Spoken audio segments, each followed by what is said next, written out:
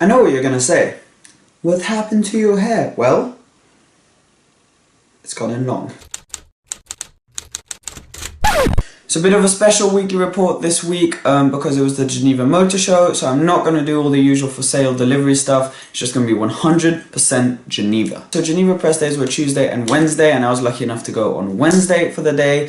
My vlog will be here. If you click here, you'll be able to go see my vlog, and then there's a main channel video coming on Wednesday, which is just better quality and everything. Geneva 2015 was a big year for Geneva. There were so many new cars, and I went around, I tried to film as many of them as I could. They're all on my main channel, well, this channel here. If you click, there's a bunch of videos of different cars. But why don't we get started, and I'll give you my point of view on the different vehicles that were displayed in Geneva. So I'm not even gonna lie, I'm just gonna go straight into the way I saw Geneva, and for me the highlight was the Koenigsegg Regera. So the Regera was released, and we all knew it would be a special car because I said it would be a mega car, but I wasn't expecting quite as much as they delivered. So first of all, I think it looks fantastic. It's more curvy. I always thought the Agera, and especially the Agera RS, their other car, we'll talk about that later, looked fantastic. But this is taking it to a new level. It's sort of more classy and less sort of boyhood racing car. The interior as well, I think, is very nice. It's more luxurious, so electric seat. One other cool feature is all the front and the back hoods are electric or using hydraulics. The door as well, which has sensors on it just in case you park up to something high so it doesn't hit it, because there's the typical Koenigsegg door. And lots of little details like that mean it's probably more usable than, say, a 1.1 or the Agera RS. Then we get to power figures. So it has a 1,100 horsepower petrol V8 engine, basically the same as in the Agera, and then it has a 700 horsepower, well, three electric engines adding up to 700 horsepower, which is just crazy. So technically that should add up to 1,800 horsepower, but it's more like 1,500, but with 2,000 newton meters of torque. I'm not entirely sure why it adds up to 1,500. I think it's the way they deliver it, because they have no transmission, which is really interesting. Lots of people ask why there are the paddles behind the steering wheel, because there's no transmission, but that's basically just to put it into gear. So to put it, to put in, like, let's say drive or reverse or park or neutral. I say little details like the fin styled exhausts are incredible. The car will be for sale for $1.89 million, which is actually, I know it's a lot of money, but it's actually not as much as I thought it would be, considering the price of, let's say, a Veyron Vitesse, or even the 1.1, or Lamborghini Veneno, Ferrari LaFerrari once you option it up. So yeah, could be worse. So that is definitely the highlight for me. But Koenigsegg also released the Agera RS, which is basically a sort of less hardcore version of the 1.1 and more hardcore version of the Agera R. So it's halfway between those two. I was quite confused at first why they hadn't released it before they released the 1.1. So it would go step by step. So it would go like Agera R, Agera RS, and then they would release the 1.1 as like the big bang for the Agera. But it was basically because they weren't planning on making it, and then some 1.1 owners said, look, we want to have sort of the performance and the craziness and the looks of the 1.1, but we want it to be a bit more usable. So that's why the Agera RS was made. And full carbon body, looks fantastic, usual stuff, and I'm not sure how many they're going to make. Oh, and the Regera, by the way, they're making 80 of, only 80, done, finito. And I bet you they're going to sell out quite quickly. Another highlight for me was the Lamborghini Aventador LP750-4, obviously 750 horsepower. I've heard lots of different things about it, that it doesn't look good. I think Lamborghini probably had a really hard time competing with all the tuners that had, you know, given their point of view on what an Aventador should look like.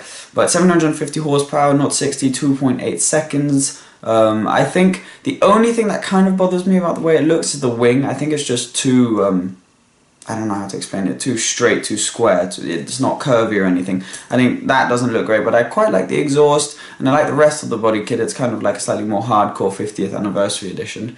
So I think that's very good. I like the color they released it in. Another highlight for me was the SCG003S, so the Scuderia Cameron Glickenhaus car, which, well, this is the road legal one, full carbon, and I was just blown away, to be honest. I think Jim Glickenhaus, the story behind him, you know, he has the P45, he has two of them, I think, and you know, the story behind it is basically obviously a very wealthy man who just loves Ferraris and has managed to bring his dream to reality and build his own car now. It's fantastic, and the passion he has in it. I was lucky enough to talk to him for a while, and he just sort of came along and he talked very kindly to us and showed us around the car. And the passion he has for these is just incredible, and he's really, you know, got such attention for detail, and he's done a fantastic job with the car. The inside kind of feels very spaceshipy. The outside just looks insane. I mean, imagine seeing one of those coming down your local village. You would just freak out. I mean, it's crazy.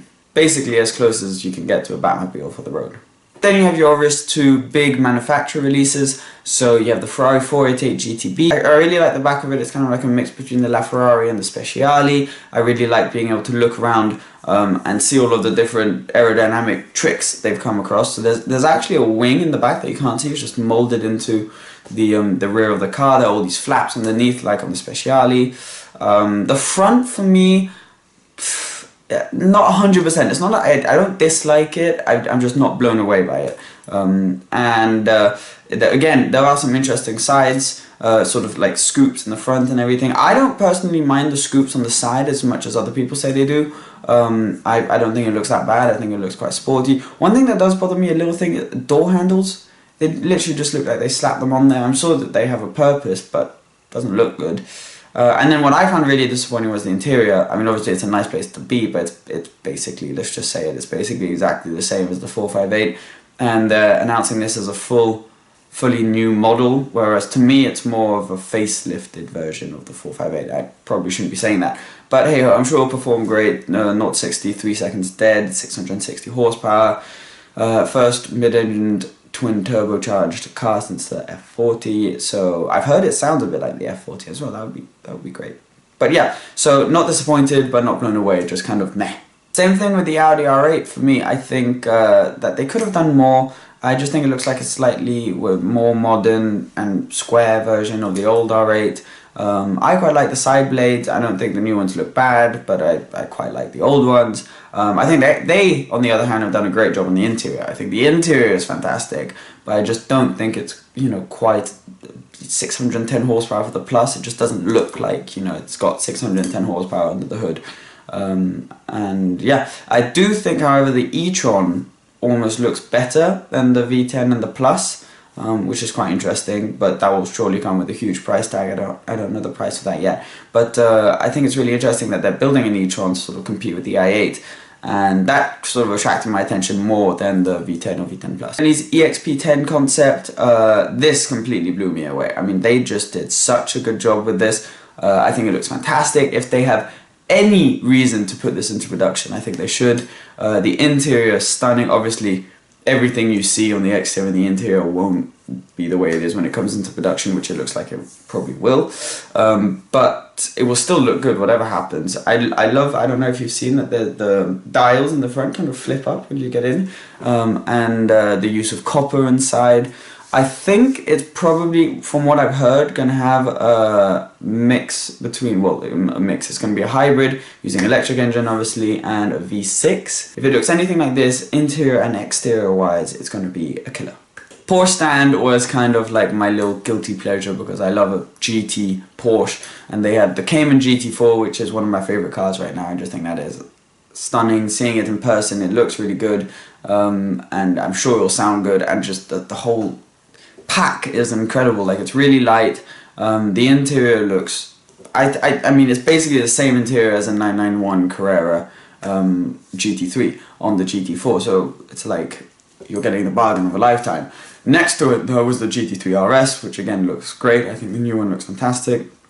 These cars are all about driving, so they're obviously not about the looks. They look good. Obviously I haven't driven them, no one has yet, apart from the Porsche people, but once the reviews come out, I'm sure that will be really interesting to see. But design-wise, they have done a good job. I really like the new steering wheel and seats that they have on both of those cars. So McLaren released their 675 LT, obviously 675 horsepower, LT for long tail. Can't really see the long tail, but it does look fantastic, I think. Especially from the back. I think the front is just sort of a more GT3 styled version of the 650S. Interior as well is it's nice, but it's just not that different. I mean, there are some differences, but not huge. Whereas the back is where everything gets new. So apparently behind the door panels, everything is new. So it's all carbon. You have a much bigger wing. You have those new exhaust. You have a new cover for the engine. Everything's a lot more open. New diffuser, new rims. And I just think they've done a very good job. And I really like the spec that they put the display car on. I thought that was a really good choice. I'm just giving you my impressions from seeing them at the Geneva Motor Show. I'm not going to bore you with all the specs and stuff because you've probably heard all of that before. Right, so let's end it there. There are plenty of other cars that came out as well. I'll be releasing individual videos on all of the cars that I filmed on this channel. I think already about 10 have come out, and there's another 10 or 20 to come out this week. And I hope you enjoyed it. If you want me to do another one of these videos where I talk about other cars, just please let me know in the comment box below. And please remember to like, share, comment, subscribe, do all your things. Also remember, I'm on Snapchat, I'm on Instagram, I'm on Facebook, and I think I'm even on Twitter. So yeah, thank you so much. I will see you in the next few days, and I will definitely also see you on Wednesday. Cheers, bye. Was V10 version with about 540 horsepower, and of course the V10 Plus. I have a confession to make. Yes.